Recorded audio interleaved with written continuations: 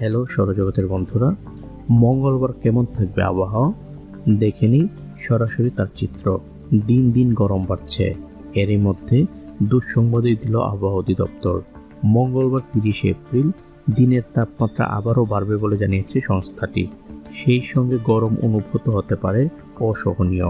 সোমবার 29 এপ্রিল পরবর্তী 72 ঘন্টার আবহাওয়া পূর্বাভাসে এ তথ্য জানানো হয়েছে।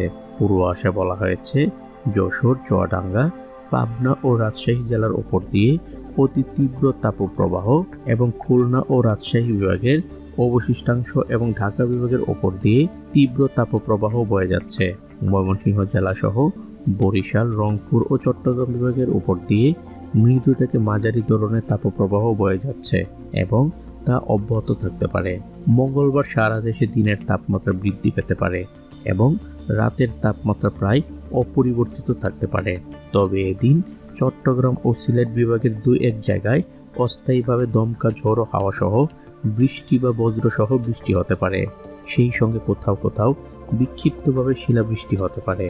এছাড়া দেশের অন্যত্র অস্থায়ীভাবে অধিকাংশ মেঘলা আকাশ সহ আবহাওয়া প্রধানত শুষ্ক থাকতে পারে। পরের দিন 1 মে বিরাজমান তাপপ্রবাহ অব্যাহত থাকতে পারে। সারা দেশে দিনের তাপমাত্রা সামান্য হ্রাস পেতে পারে এবং রাতের তাপমাত্রা সামান্য বৃদ্ধি পেতে পারে। জলীয় বাষ্পের অধিকাংশের কারণে অস্বস্তি বা বিরাজমান থাকতে পারে। এই ছিল এখনকার আপডেট। পরবর্তী আপডেট আসা পর্যন্ত আপনারা সবাই ভালো থাকবেন, সুস্থ থাকবেন, নিরাপদে থাকবেন। আল্লাহ হাফেজ।